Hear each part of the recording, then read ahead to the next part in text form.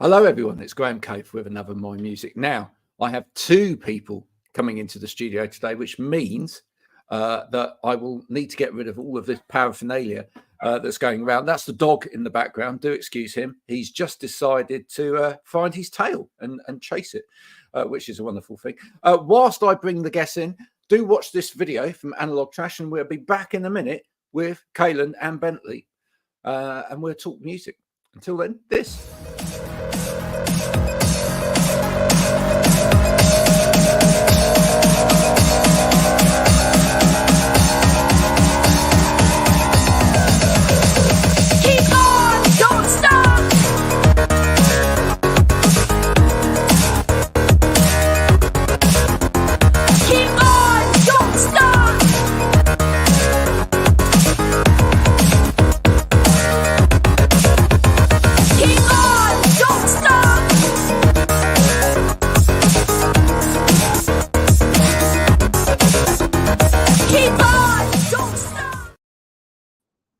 Hello, everybody. Now, if you've ever played chess, there's that point when you're playing chess where you get to where somebody can't win, right? Nobody can win, okay? And if you're playing chess with snails and you get to that point, it's called what?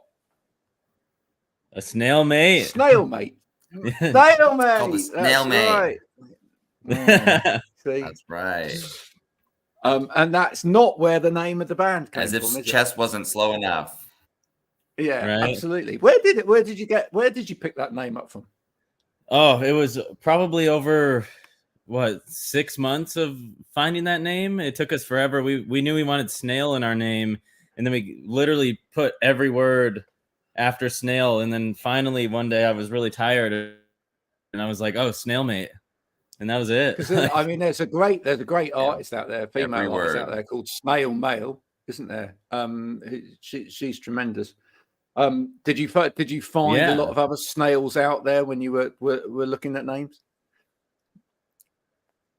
There's only a few. I know there's like a DJ called Snails, and then Snail Mail, and then I think that's it. But I can't remember. Us and Snail Mail started around the same time. I can't remember who was first. We'd have to look at a bio somewhere. Yeah, well, yeah. We'd have to look that one. We know who's more popular. Well, yeah, right. Now you see, that's one of those $1 million questions, isn't it? How do you measure popularity? You know, how do you measure popularity? It's like someone said that to me this morning on a post. They said, actually after a post, they said, they dropped into my DMs. They said, are you successful? I said, well, you know, how do you measure success? You know, you two, how do you measure success? I like to measure it by what makes me happy. And like when we're on tour, like the last tour we went on, I think it was super successful. But I feel like someone else might disagree based on like what they want for themselves. But we had a great time. We just released an album. We went all the way up to Canada through like the East Coast of New York, and like we had a blast. So I would say that was really successful. Yeah, this year, you know, we've been to Japan and Europe, and we're not completely in debt. We still have a roof over our heads. So that seems like success to me. My mom might disagree, but I'm happy. Mums and music, they're always going to disagree, aren't they? That's how punk rock started. You know, you can't make your mom happy. Exactly. Well, in fact, you tried not to make your mum happy, otherwise it wasn't successful, wasn't it? Right. Exactly. Yeah, exactly. Where did it start for you growing up in terms of music? What were the foundations for you in terms of what you were listening to, where it first started in terms of relationships? Who was the first person that sort of went, hey, listen to this? And then it was like, yeah, I'm going to sell my soul to that. You know, my parents, the music that they were listening to was influential to me. A lot of classic rock, of course, but then my parents were big into reggae and kind of South American sounds and Central American sounds and island sounds, and those influenced me in ways that I didn't anticipate, especially because I would share them with my classmates, and nobody else was really listening to that, which I realized was cool. This sun is gonna drive me crazy. Being listening to music that nobody else was listening to, it was kind of it made me feel cool, and so that's a high I've always kind of chased, as pretentious as that sounds. No, not at all. What about you, Bentley? Is it the same for you? I mean, there's two kinds of people out there, aren't there? There's the kind of people that feel like with music, in order to be cool, they've got to listen to what everyone else is listening to. And then there's some of us that, over the years went, no, I've discovered this. Yeah, I kind of feel the same way. I mean, I like a lot of pop. I'm really into pop because pop is really hard to write and make. And like I myself can't write a pop song. So I like really think pop is just cool. But I also starting in like high school, I think I just discovered a bunch of local bands in Phoenix, and I really like listening to all the smaller bands because then none of my friends knew who they were. And then I even like with Kalen's old band, me and my friends in high school would go see him play, and then we would pass out his demos around school and everything. So I really liked all the underground stuff just because I thought it was special that other people hadn't discovered it yet. And I think it's just cool, like supporting local. That's cool. What was it like, Kalen, having a stalker? It sounds like I had a free street team. You did? Yeah, we burnt his CDs and passed them all over. Oh, the good old days. Here's the thing. That kind of energy now. Yeah, here's the thing, right? Back in the day, everybody was worried. Everybody was worried from the music industry point of view about people burning, making copies of tapes or burning CDs and passing stuff out like that. And it was like, pirates will be locked up and their legs chopped off and all of this sort of malarkey and whatever. Little did we know that actually that had nothing to do with kind of making making music struggle out there or making certain artists struggle out there. Nothing to do with it. It was actually streaming and actually a completely different system, right? Back in the day when everybody copied everything, and you gave it to people, because what would happen is you'd copy something, you'd take it home, you'd play it, you go, oh, do you know what? I love this album. And then you'd go out and you'd invest in that album because you wanted the sleeve notes, you wanted to know a bit more, you wanted to really invest in the band. And in the end, you bought like 6 copies of it. I've got albums I bought on CD, I bought it on tape, I bought it on vinyl, I've worn out the vinyl, I bought another copy. It's just, that was brilliant. And I'm glad to say that. And if they re-release it again, you'll get it again. Yeah, you buy it re-release. Yeah, it's good. But I'm glad to say that like all of the physical side of things is coming back a little bit. I think that's really, really good because, I think people want the kind of tangible, etc. Now, look, it'd be really easy to say to you guys, who were you inspired by musically? But what I want to know is more a case of who were you motivated by musically?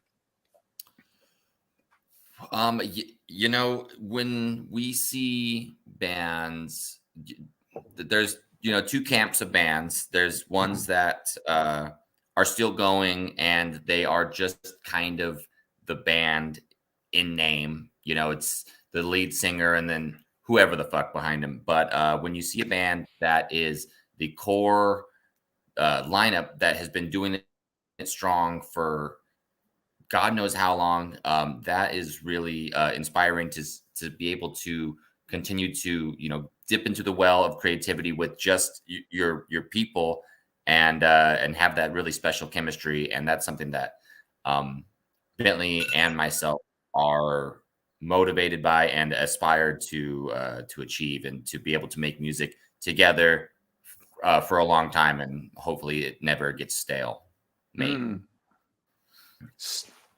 Love Yeah. it. Love I what you feel did like there. any bands that are touring super hard inspire me. Like anytime I see someone with like a really heavy tour schedule that's like going all over the world, that's like really what gets me excited, because I love traveling, and then like getting paid to travel is even better. So it's really cool. Any band that's like working their ass off inspires me. Listening to your music, there's a sense of both purpose and fun in there. Does that make sense? Oh yeah. You know, and it kind of took me back to bands like Pop Will Eat Itself, and you know, people like that from that kind of era that, you know, had this kind of part industrial sound, part kind of, there's part rap, and it's but there was like, there was an agenda behind it as well, but with a sense of fun. Yeah, fun is so important. Because yeah, there's a lot of bands where I like the sound of their music, and I like kind of what the vibe that they're doing, but then it's all so self-serious and so melodramatic, and it is exhausting to listen to after a while. And as a performer, to play songs that are really heavy and emotionally draining night in and night out when you're on a 200-day tour, I just, like, if it's not fun, I don't know how that's sustainable. No. What makes a good evening for you? Just the crowd just popping off on what you're doing. Yeah, seeing people, especially if they haven't seen us before, watching their kind of their realization, even if it takes a few songs of kind of what we're about. They see these two goofy guys go out there and start playing, and they maybe see a drummer and a keyboard, and they expect it to be something a little more subdued.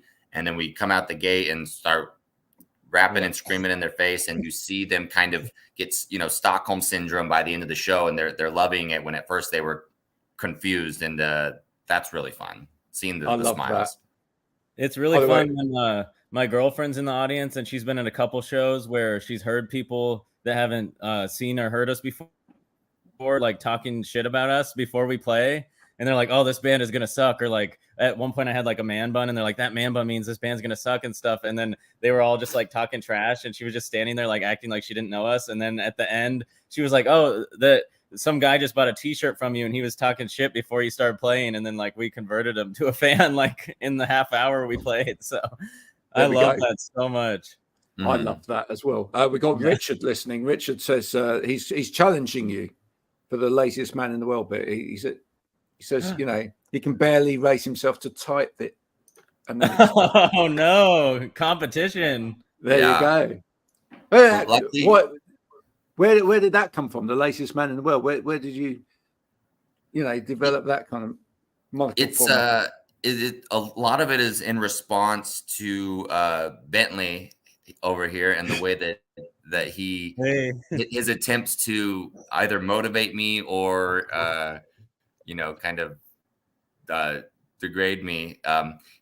Bentley has a work ethic that is kind of superhuman, which is really cool, but I do not operate on that wavelength, and I need a lot of time to reset and recharge and rest. And so sometimes when he is doing 100 things at once and I'm maybe doing one or two, he will kind of try to make me feel bad for being lazy. But as it's just the way that I am. I need it. Hey, look, it's the rhythm of life, my friend. And you got to remember that Bentley's rhythm's ace.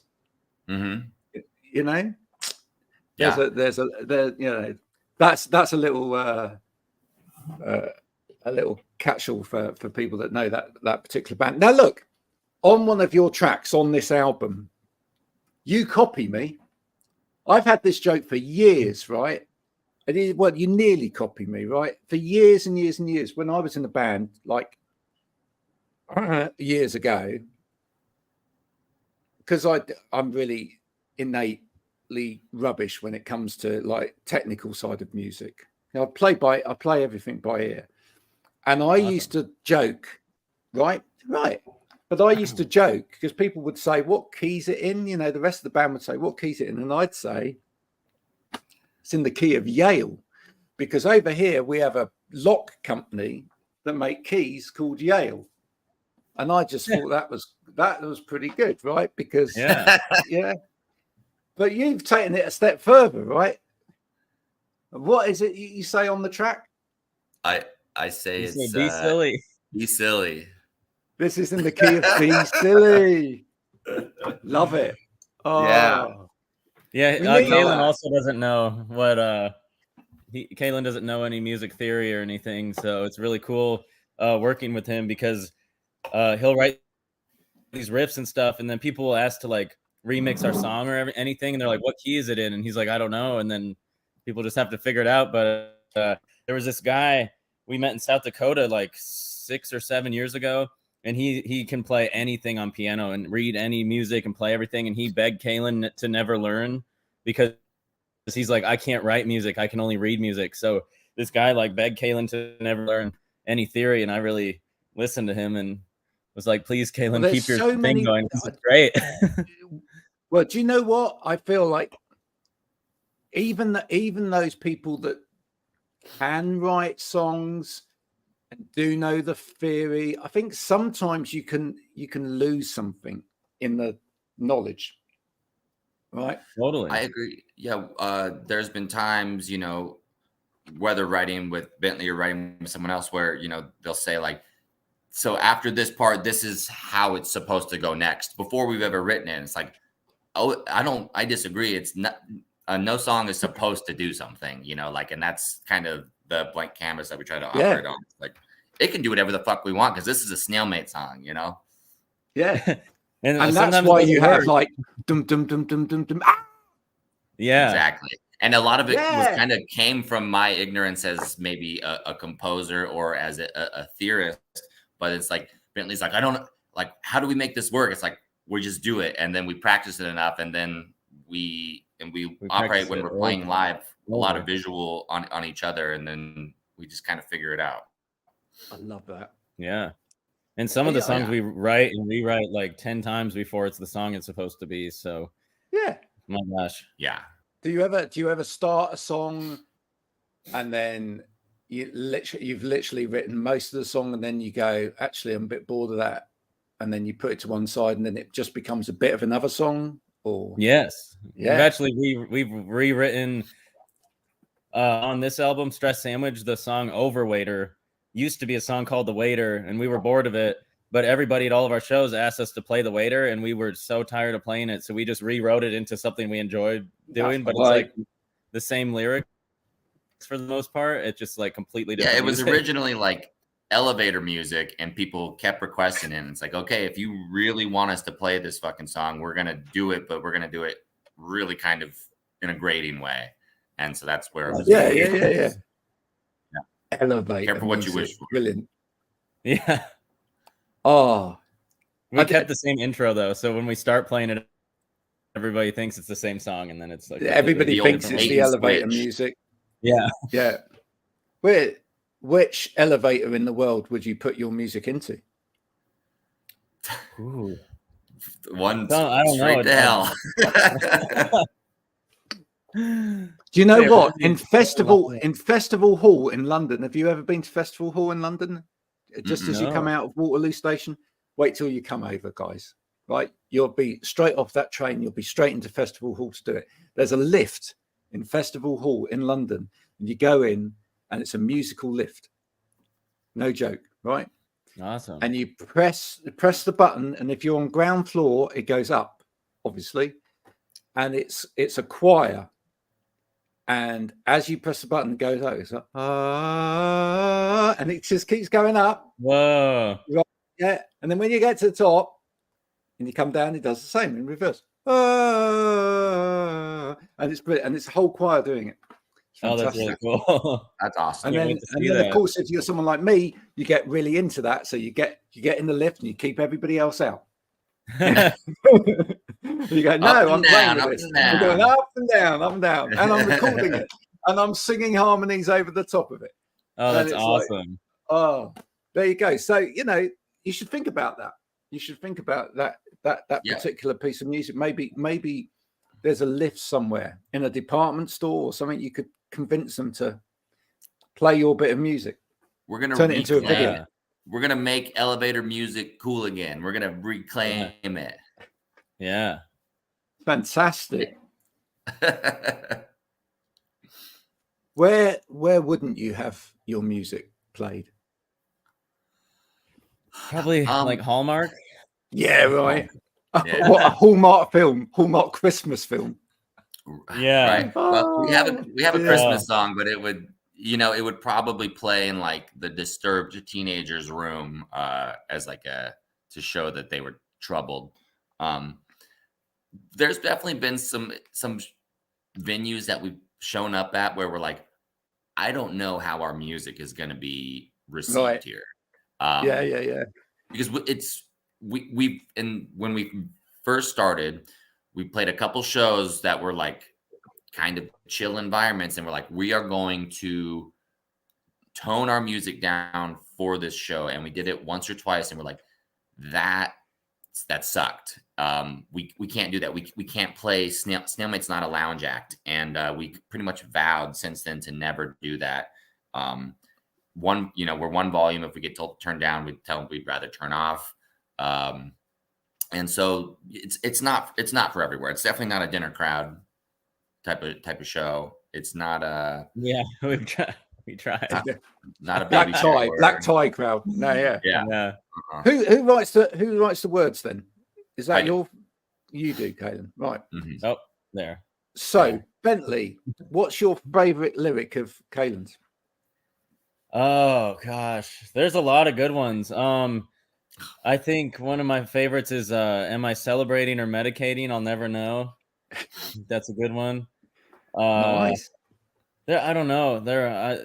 He's a really good lyricist, and I was a fan of his before I was in a band with him. So I think I can just answer all of them. Yeah.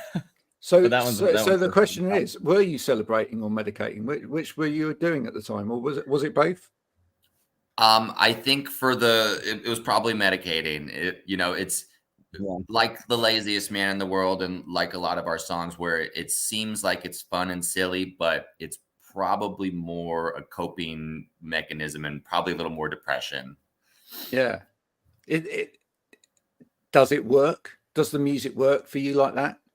Oh, absolutely. It's the whole thing's a cathartic experience. Yeah.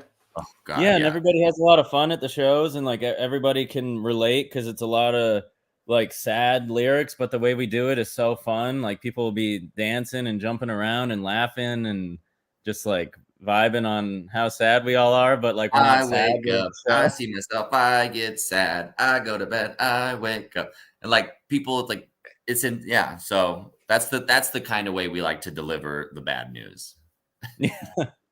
I think though, when you deliver bad news in that way, it helps, doesn't it? I just I do. I think actually, if you in the same way that you said earlier, actually, if you delivered everything in a morose kind of way musically, if you were 9 Inch Nails and you went down into the depths or whatever, and you did that emotional drain thing every night or whatever, you'd come out like that out of it. But also in a similar vein, I don't know, I think it must take some artists who deliver a happy message every night in a happy way. I think that must make you mad. Right. Yeah, it's like who are you kidding at that point, Yeah. Like yeah. Life is great. No, it's not. Right. No, like let's be real here. You can have fun at the end of the world, but the world is still ending, and at some point you have to accept it. And life is bleak. So like there's no life's hard. Life's hard. No getting around that. Yeah.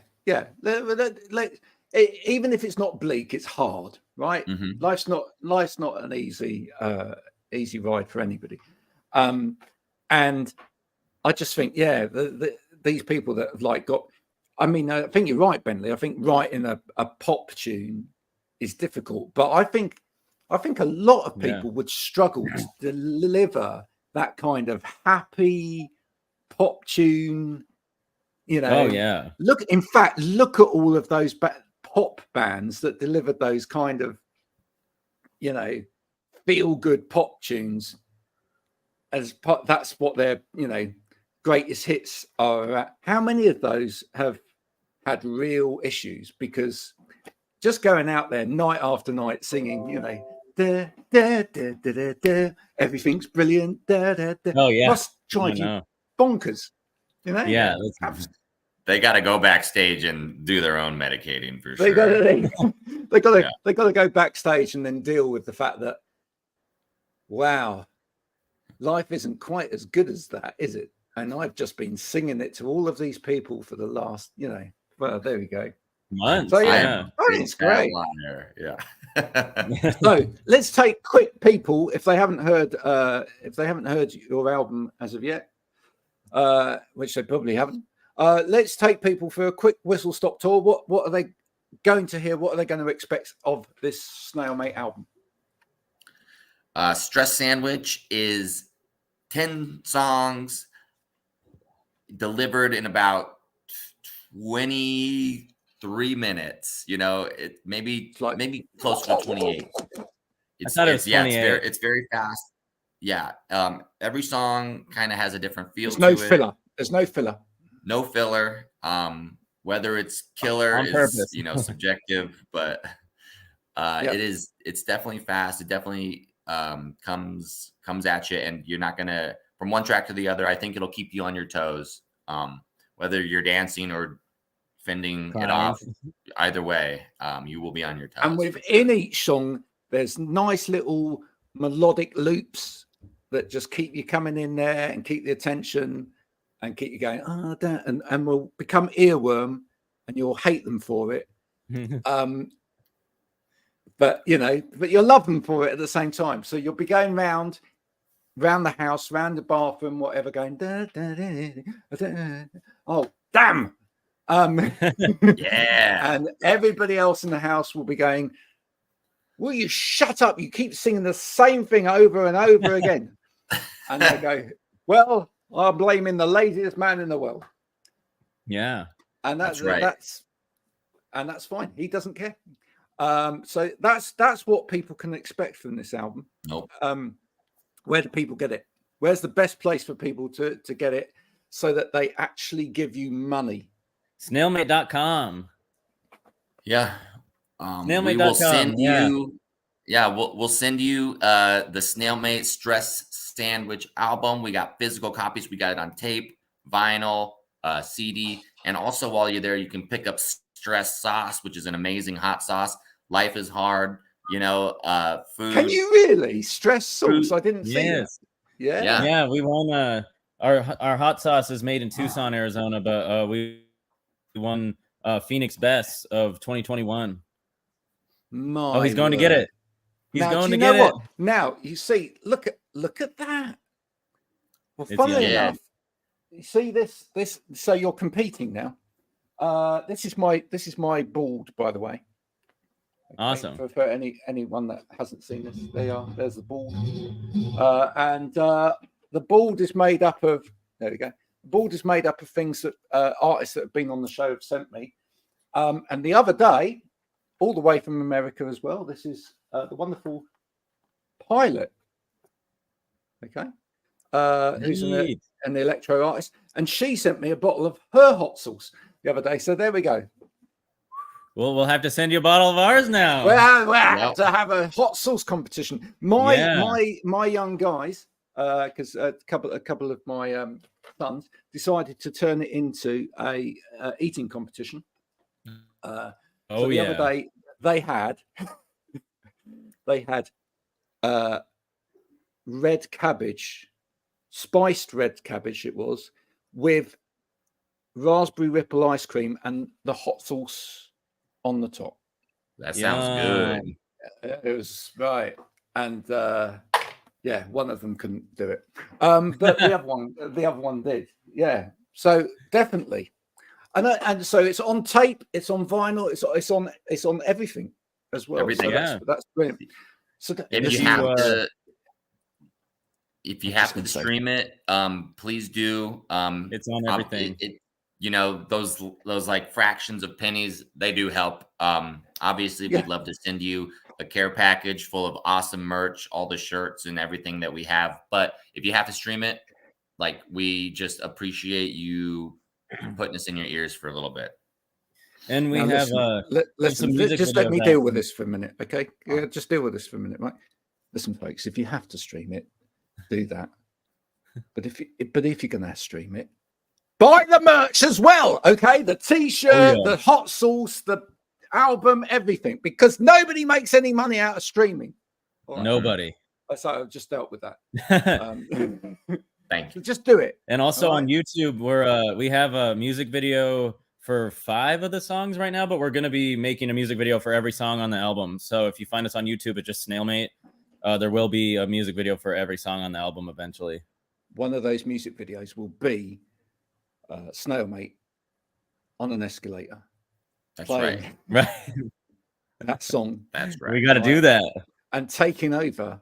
In fact, and you can take part in that video as well. If you'd like to send a video of yourself listening to Snailmate on an escalator somewhere to Snailmate, so they can include it in the video, it will be a fan-based video. Just do it.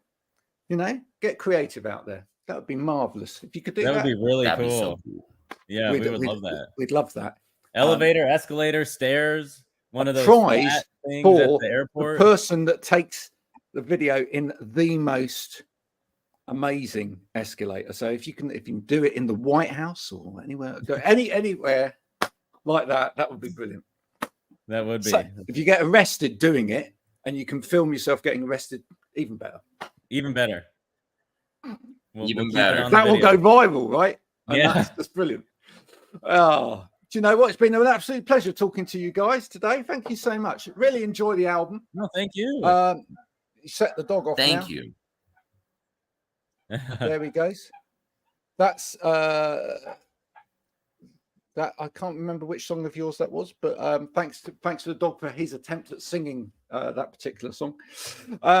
If folks do go and check out the Snailmate album, please do buy the merch, because otherwise, you know, it will just sit on the shelf, and they don't want that. And if you are you playing live in 2024? Are there places people can see you, or are you playing live before the end of the year? We're both. If you go to snailmate.com, where our merch is, all of our shows are also on snailmate.com under the tour page. But we have a show in Tempe, Arizona this Friday, and then we're playing down in Southern Arizona for New Year's Eve, and then we have some shows January, March, May, I think, already booked. So snailmate.com, it's all there. Go to snailmate.com. It's probably going to become your very favorite website over the next 5 minutes. There you go. There we are. Look at that. Whoa. It's shiny. Sandwich. Shiny, happy CD. Right. Folks, thanks so much for joining us today. If you've enjoyed this, then please do share this with your friends, your family, and other people who have got a brain. If you haven't enjoyed this, you're an idiot. And you can just go away. Yeah, what is the matter with you? Please do support independent artists as ever, because, you know, without your support, then they can't carry on making the wonderful music that keeps you entertained and keeps you sane in the membrane. That's why we're going to leave it for today. Thank you so much to Kalen and to Bentley for coming in. Please, folks, subscribe to this if you can be bothered, and if you can't, well, just tough. Until next time, bye for now. Thank you, Graham. Bye. Thank you.